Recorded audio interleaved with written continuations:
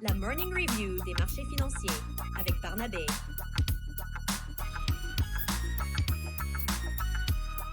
Hop, bonjour à tous. On se retrouve pour une nouvelle Morning Review. Comme vous pouvez le voir, à l'heure actuelle, j'ai pas mon setup de d'habitude. Je suis rentré à Paris quelques jours. Donc voilà, hein, il y a quelques ajustements à faire. Vous me pardonnerez si tout n'est pas au top. Euh, on commence tout de suite avec évidemment GTT. GTT, on l'avait annoncé sur le Patreon, on en a discuté avec les membres. On avait des points d'entrée, je vais vous montrer tout ça, hein. Donc il y a eu des super résultats pour GTT, 81% de hausse du chiffre d'affaires entre le premier trimestre 2023 et le premier trimestre 2024. Donc c'est de très beaux résultats, hein, qui étaient globalement quand même anticipés par le marché. Nous, on avait repéré qu'il y avait une nouvelle grosse commande pour GTT avec notamment 8 nouveaux méthaniers, hein. Vous savez que GTT, ils sont en quasi situation de monopole. Ils ont une technologie que personne d'autre n'a. Donc c'est très positif. Si on regarde un petit peu, bon là j'étais sur STMPA, je vais vous faire GTT. Hop, si on regarde un petit peu sur GTT, alors je vous explique un petit peu comment est-ce qu'on réfléchissait sur le Patreon. Donc effectivement, personnellement j'ai un PRU qui est assez bas, hein, qui est aux alentours des 100 euros, donc par ici. Et le but c'était de trouver un point d'entrée pour pouvoir se repositionner. Et ce qu'on avait décidé, hein, c'était de rentrer par palier. Et notre premier palier, c'était le bas de cet order block acheteur, hein, et au niveau des 0,236 de Fibo. Donc il y a deux indicateurs qui potentiellement coïncidaient. Et donc on a fait notre premier achat à 136. Là on a remonté un petit peu, notamment du fait des résultats, hein, mais on pourrait tout à fait aller chercher plus bas. Et donc avec le Patreon, on a plusieurs zones d'achat, hein, voilà, au cas où on devait baisser, aller chercher plus bas. Donc voilà pour GTT, hein, ça c'est une très très belle société. Ensuite, si on regarde un petit peu du côté du CAC 40, on voit qu'on corrige au niveau du luxe, c'est plutôt une bonne chose. Je vais commencer à regarder pour ma part Hermès, je suis déjà positionné sur LVMH. On est rentré nous sur L'Oréal avec le Patreon. Hop, je vous montre ça aussi. Donc L'Oréal, on est rentré à 408 euros. Voilà, hein, au niveau du support vertical haussier là que vous avez en rouge. Et donc on était dans une zone de rechargement de longue entre les 0,5 et les 0,618 de Fibo. Donc voilà, on avait fixé ça comme première zone de recharge. Ça a plutôt bien fonctionné. Vous voyez qu'on est reparti très fortement à la hausse ensuite après les résultats, hein, qui sont eux aussi très bons. Donc voilà pour L'Oréal, on est plutôt satisfait pour l'instant, mais si on devait baisser, on est préparé, il n'y a pas de souci avec ça. Donc globalement, on a aussi justement ST Microelectronics que je vous montrais.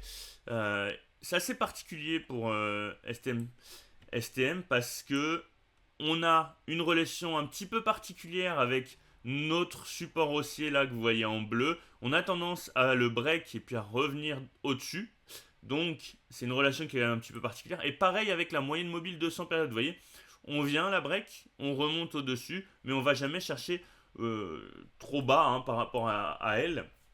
Donc, globalement, personnellement, pour ST Microelectronics, je vous ai dit sur le Patreon comment est-ce que j'envisageais la chose.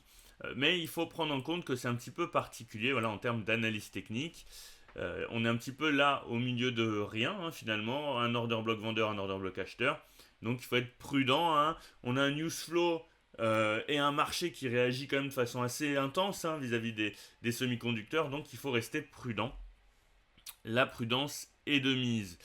Si on regarde un petit peu du côté du S&P 500, c'est pareil. Ça corrige beaucoup au niveau de la tech, particulièrement sur tout ce qui est lié à l'intelligence artificielle et notamment aux semi-conducteurs, hein. On a Nvidia qui perd beaucoup. Si on regarde un petit peu Nvidia, c'est pareil, hein. Vous voyez, la correction, elle est assez impressionnante. Là, on a perdu 10% en très très peu de temps. Donc voilà, hein, pour Nvidia, on a aussi formé un order block vendeur au top. Donc potentiellement, on pourrait aller chercher plus bas, hein, bien plus bas. Je vous ferai une analyse là-dessus sur le Patreon pour ceux que ça intéresse. Donc, globalement, un secteur de la tech en berne, alors que le secteur de la finance, avec des résultats plutôt positifs, hein, remonte tranquillement, fait son petit chemin. Voilà, tout ça, c'est à prendre en compte. Effectivement, il y a des liquidités qui se déplacent, hein, notamment de l'or vers les marchés à risque vers l'or, le dollar, et aussi entre les secteurs au sein des indices. Donc tout ça, c'est des choses à prendre en compte. En ce moment, il faut être prudent sur les marchés. On est sur une correction qui pourrait potentiellement être plus profonde. Tout ça, ça va aussi dépendre de la conjoncture en termes de géopolitique. On est un petit peu sur de l'indécision finalement. Et les marchés n'aiment pas l'indécision. Ça, c'est important à prendre en compte. Est-ce que j'ai autre chose? Est-ce que je peux vous faire un point sur autre chose? Bon, Apple, j'ai donné pareil sur le Patreon mes points d'entrée. Ça baisse, mais pour moi, ça reste une très belle société. On a le secteur de la santé aussi qui remonte fort avec les résultats du NH. Je vous ai mis tout ça sur le Patreon et je vous en ai mis une bonne partie aussi sur Twitter. Vous avez pas mal d'infos sur Twitter de mon côté. Voilà, je publie pas mal de choses, notamment des graphiques.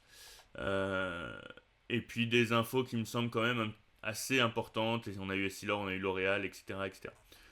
Donc voilà pour aujourd'hui, c'était une courte vidéo. J'espère qu'elle vous aura été globalement utile. N'hésitez pas à liker, à commenter et à vous abonner. C'est ça qui fait fonctionner la chaîne.